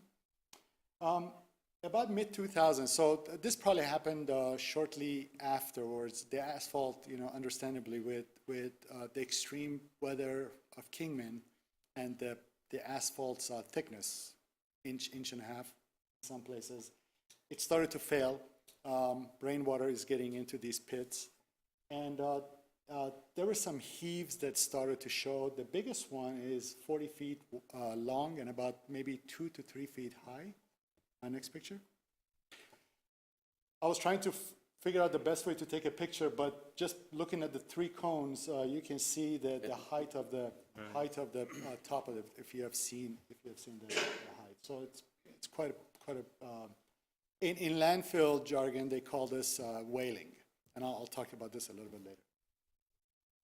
Then there is all these eruptions. The eruptions are the size of a puck mark, like hockey puck mark, and if you can. Hockey puck. There's about 3 inches in diameter, and we were trying to figure out what those are. But as we were looking into research, we found out that these might be just those rivets and pieces of aluminum as the guillotines were chopping these aircrafts. There was metals flying around, and the clean soil that they used to cover the pits and use it as the base for the asphalt had these debris in it. And these debris were embedded in the lime and fly ash. So they had a perfect environment for individually to start reacting. So they brought in another consultant. This is Army Corps. And the Army consultant went through and started collecting more vapor samples this time. And they said that they detected ammonia gas in the vapor samples.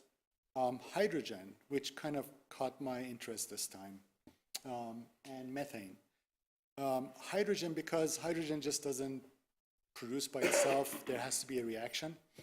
And the reaction is typically, if I may get technical again, exothermic, so it produces a lot of heat. So it's consistent with aluminum reacting. Aluminum, when it reacts in certain environments, typically in high temperature, high pH, it starts to produce hydrogen gas as it reacts.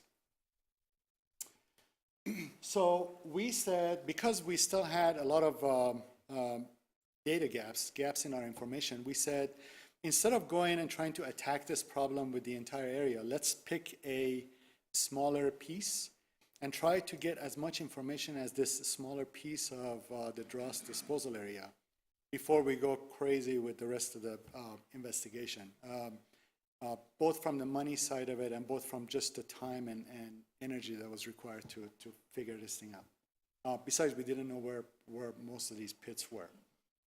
So that was our plan with phase 1 investigation.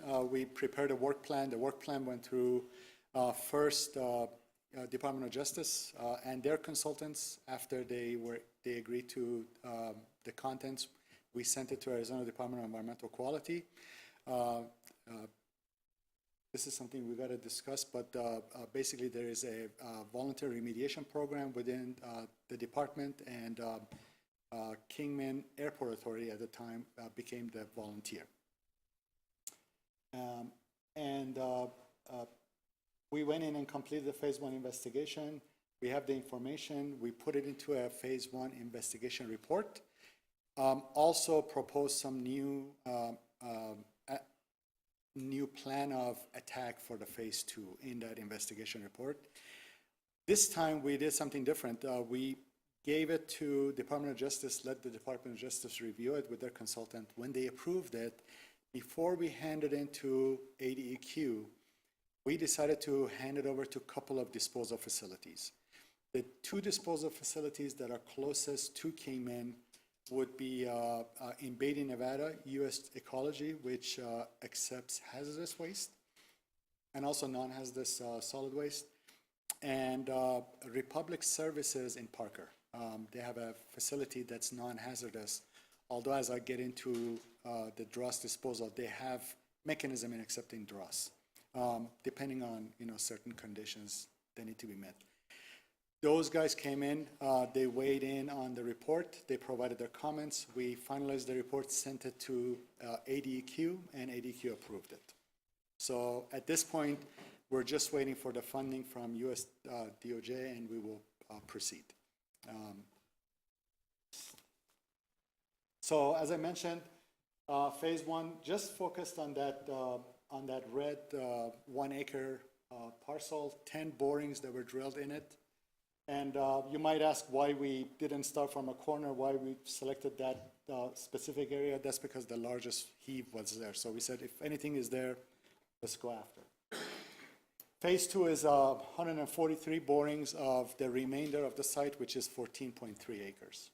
Next. This is Google Earth 2018, just to give you an idea of what the area was. Next. So as part of these borings, as we were drilling, we were coming up with, we kind of knew what to expect just from that pit that I showed the picture on with the dozer inside of it, or the loader inside of it. But as we were taking them out, we were trying to figure out what the material was. The top part from 0 to 1 foot was a core that we took out that looked like aggregate materials used as foundation. You can see some lime still in it, but that's basically we call base, which is immediately underneath the asphalt. Right below it, there is an area where it's kind of darker, and we call that mix, and that's basically where dross and soil are mixed. Whether they were mixed together mechanically before or afterwards, at this point, we don't really are interested in figuring out why there is a mix, just so everybody knows that there is a mix of various ratios of this material. And then you can actually see the copper sulfides as green in the dross core that came up. Next photo. This is a better picture of, you can actually see all the copper sulfide pieces in there. But generally, this is pure dross. It's black in this area. Dross has different colors. We think that because a set of aircrafts were smelted and buried, that pretty much across the side we would see this. We wouldn't see purple dross, we wouldn't see gray dross, just really, really dross in this airport. And then basically soil with no apparent dross, soil at the bottom. And pretty much we saw this between 16 to 20 feet. Past the 16 to 17 feet, it was basically native soil that we saw in this 1 acre site. We think it's going to continue with the rest of the area. Excuse me, the one on the left, it was very striped. Is that what you would expect the normal soil here to be down at 20 feet? From which one you're talking about? The one on the left, it's got multicolors there. It's like there's layers that are 3 inches thick or something. We're hoping there's not going to be that many of those, but that's quite a bit layered. Is that good soil or not good soil? I'm confused. We would, for the purpose of remediation, so if we fast forward into the future, we would try to go between 16 and 17 and cut it off and remove it. Because that's just too complicated to, first of all, too complicated, and it would be costly to surgically with the tweezers try to remove these things. We would spend millions just on separation. It's good to just dig it up. I just haven't seen strata of soil with that small a layer around, as an example. And I'm no geologist, so I'm not. What we think happened in this particular case, it was mechanical as part of pushing everything in. Oh, trying gotcha. to layer it. We don't really think this naturally happened as they were putting dross and covering it. Generally speaking, you would think that this is in the side of one of the trenches that you, as you're digging, that you've done this one boring. Absolutely, most likely, yeah. Yeah. So this is one of our testings we did at the airport. This was, we were trying to figure out the material as it comes out in whole, X-ray fluorescence. And this is before we took it in and did a bunch of other testing, including reactivity testing. But this is what we will continue to do because this gives us the best information to go after the walls of the excavation in the future as we're digging and looking into whether we cleaned it up, got out of it. The 10 acres, basically this is the visual characterization of what it was. The light gray is basically the base underneath the asphalt. Yellow is anything that we consider to be mix, and the red is dross, and anything that's light green is where we saw unimpacted, for lack of a native soil. So just in this 1 acre, it's quite difficult to ascertain where these trenches were. Sure. There's a good chance that we intersected a trench between H3 and H4. From the left, the third one and the fourth one. And then H5, which is completely clean, right in the middle, most likely have been an area between the two trenches where they dug.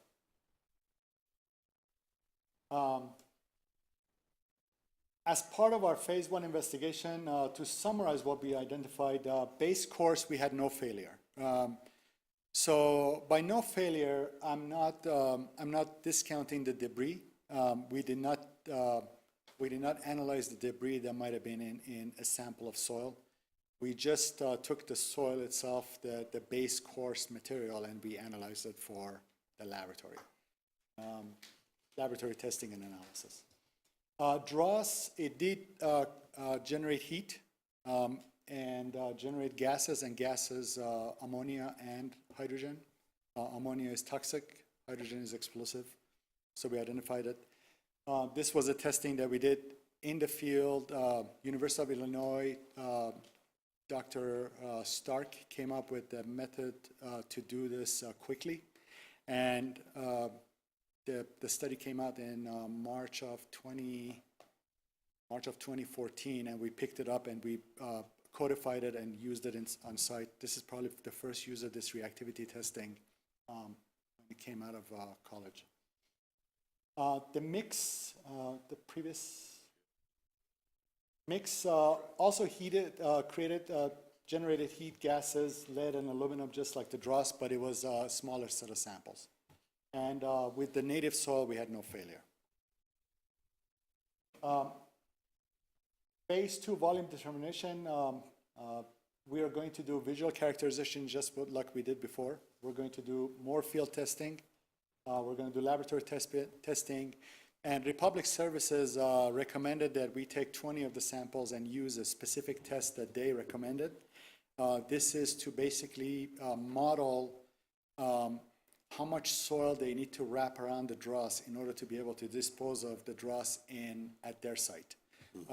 Republic Services has had quite a bit of experience, more so than other disposal facilities and companies with dross fire.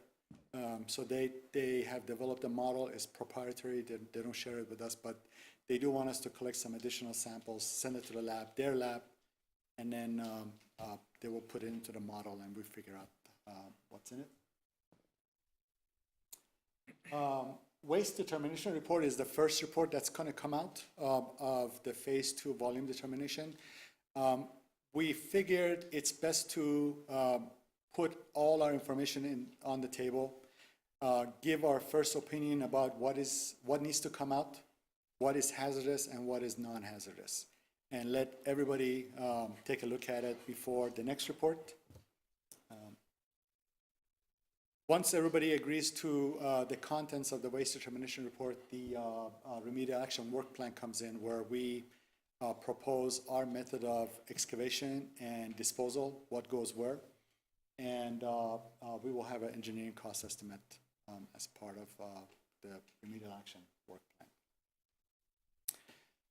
I won't get into the schedule, but from day 0, which is go to the field, and we arrive on site and start drilling, we estimate it's going to take 536 days to get to the end, which is the approval of the phase 3 work plan. The reason it takes this long is not because the actual phase 2 work will be finished in 7 weeks, 8 weeks total, weather permitting. But there is a lot of negotiations and review goes into the reports before it finally gets approved. The previous report took about 6 to 7 months to get approval of US DOJ before we could send it to the ADQ. So, but that's the schedule, and that's the end of my presentation. Sure. Since cadmium was discovered, and it's one of the most dangerous heavy metals there is, did it change your thinking as what had to be done, or what, did they have to add, maybe checking the local wells in the vicinity, if there's any of that found in there, or anything? Sorry, you were asking about lead? Cadmium. What, cadmium? Cadmium. So, no, that, the previous studies and previous reports also said that the work that was done, and we confirmed that it's limited to the top 15 or 16 feet of the material. Below it, it's clean. The soil is clean. Aquifer is about 400 feet. In Kingman, it doesn't pose a threat. Thank you. That same goes for lead. Your drawing where you're going to put your 143 holes, there's 2 hangars out there, and you had one, I think, right between the 2 hangars. Yep. Are those buildings going to have to be moved? I don't think so. I think we can put one in. If not at that specific spot, maybe below where the 2 entrances are. Right? Yeah. Thank you. Let's see if I can.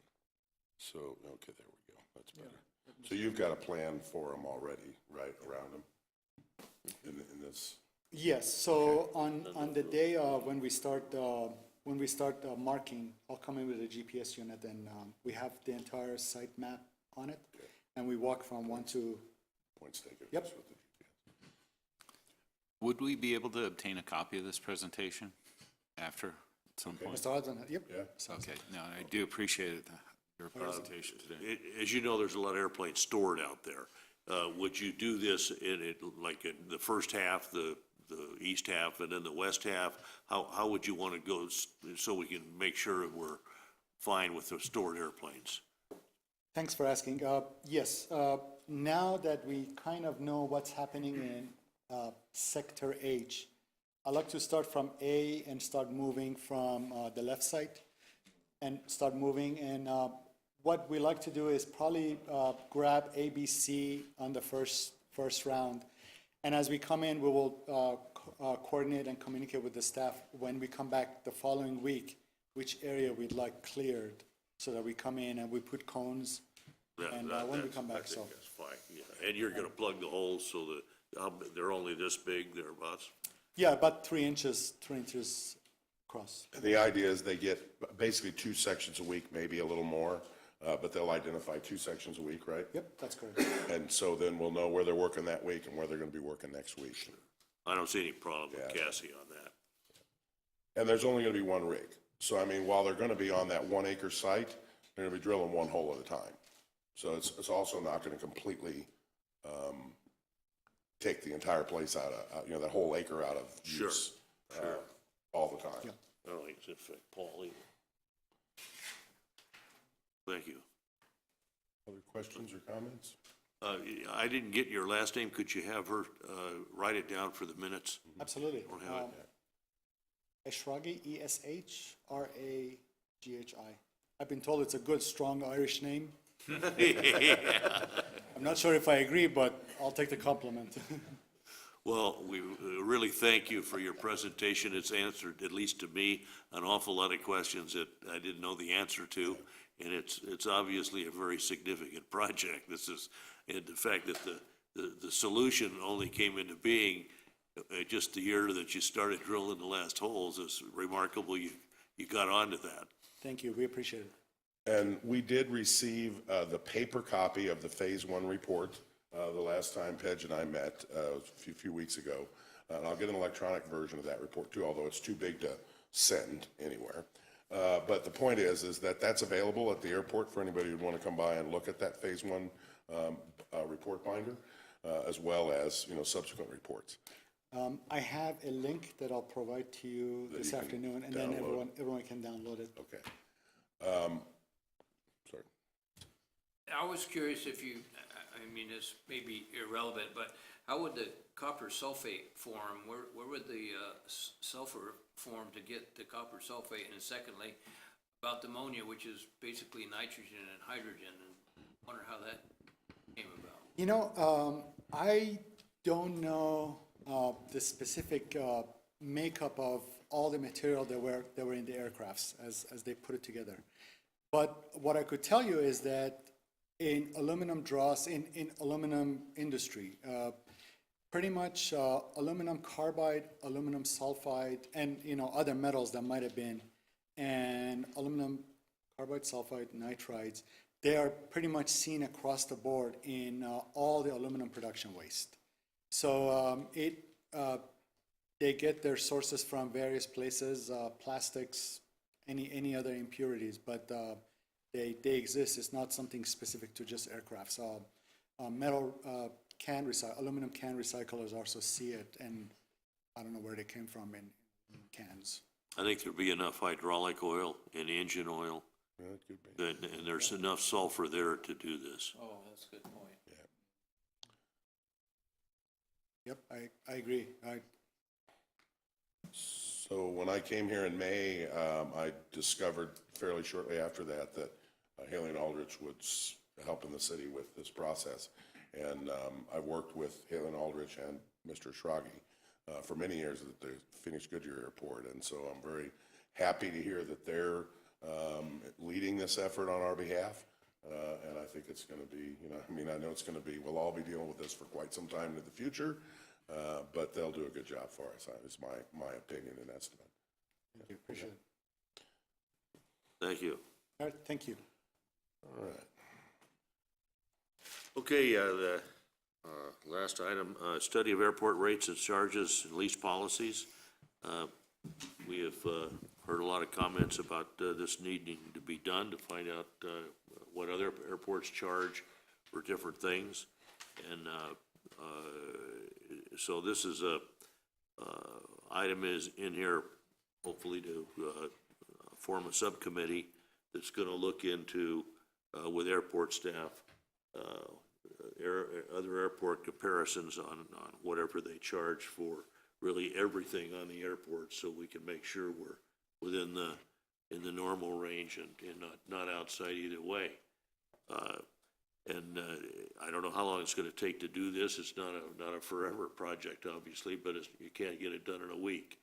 But if we've got somebody that would like to get involved in that and help design the study on what the questions we're gonna ask, that's really what it comes down to. You have to compile it when it's done, but you gotta ask the right questions to start with. And I don't know whether the best way to do it is to send out a questionnaire to the airport and ask them to specifically say this, or do some of it by telephone. I think there might be a question as to how to best do it. I don't necessarily have the right idea there. But we certainly need to do this so we can make adjustments to anything that needs to be adjusted. And when somebody new comes in, wants to lease ground and do something, we've got a number for them, because right now, it's rather embarrassing. Do I have any volunteers as a head of subcommittee, and do I have a motion? I'll be on the committee. You want to give me a subcommittee chairman? Not especially, but Is that a yes or a no? if someone else wants to be the chairman, I'll be glad to be on the committee. If no one else wants to be the chairman, I guess I'll do it. I don't want to be the chairman, but I'd be happy to help. All right, now, so Now we got two people that don't want to be the chairman. well, one of you has to write the check. See, that's the problem. I'll be the chairman. All right, we have a motion. I'll make a motion to establish a subcommittee on airport lease rates, hangar rates, and have Dave Amspoker start as the committee chair.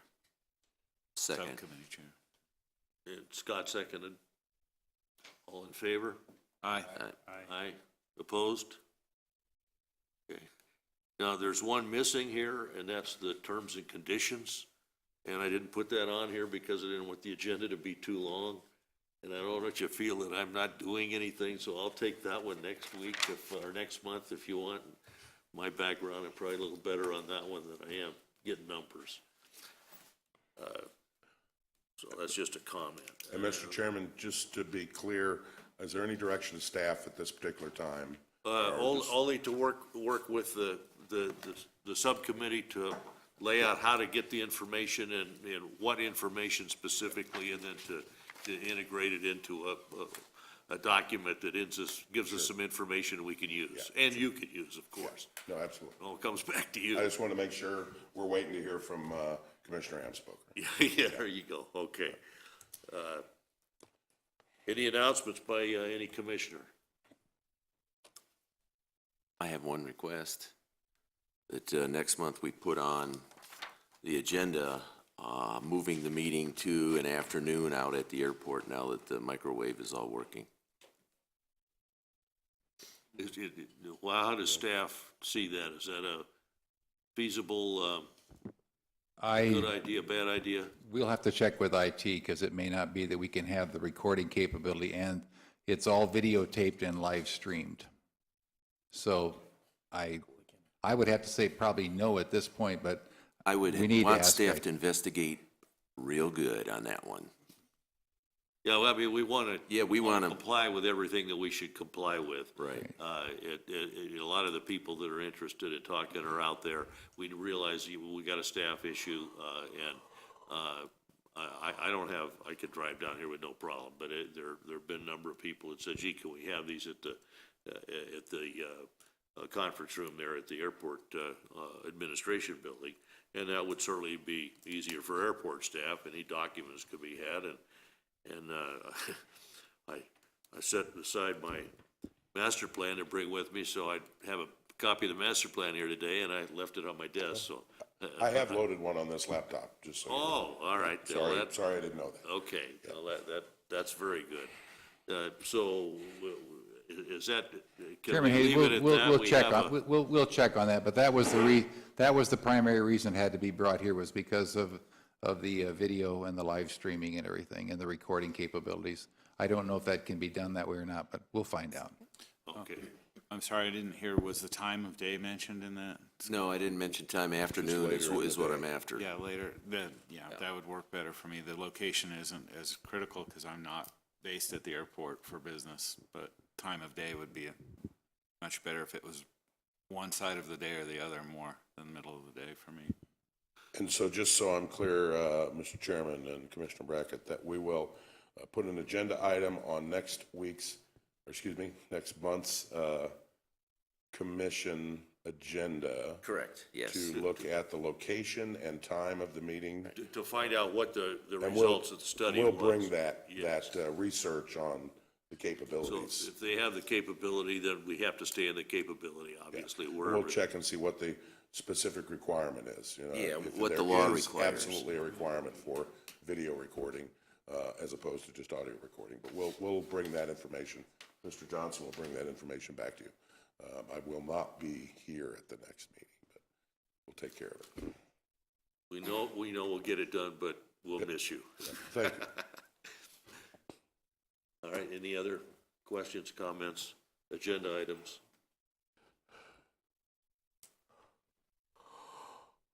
I'd just like to say that I think Joe Husband must have been a DJ in a previous life, because he did a great job with the PA system and making sure everybody could be heard, and getting in every possible announcement that needed to be made at the Airfest. Thank you, Mr. Commissioner. And since this will be your last meeting with us here? that My you last day will be the planned? 2nd of November, and Okay. I think our meeting is beyond that. Yeah, I know I and probably everyone up here, we all do appreciate all the work you've done and helping transition things at the airport for us. We really appreciate that. Thank you very much, Mr. Commissioner. And we hope to see you up here once in a Oh, while. absolutely. I've very much enjoyed my tour at the airport, my work tour, and very much enjoyed being a part of the community. I've got a new appreciation and respect for the city of Kingman that one only gets by actually being immersed, as they say. It's a great place to live and work. Okay, any other comments? If any agenda items for next month you think of, let me know, or Joe or Steve know. The agenda, correct me if I'm wrong, but we were working with Sandy to get it before, and some of the issues were aviation terminology and things like that. And so we're now working with Joe, and it'll be Steve to get the agenda together each month, and it's not like this, you know, they're a doorway, it's just a process, and it'll end up the same, and we want to have anything on the agenda we're really going to talk about, because that's our legal requirement. And maybe we'll have somebody new next month. Right, motion to adjourn? So moved. All in favor? Aye. Opposed? All right. We did it in less than 2 hours. Just for our audience, we fed the chairman, so we fed the commissioner, so if you want to grab some lunch on your way out, there's pizza left.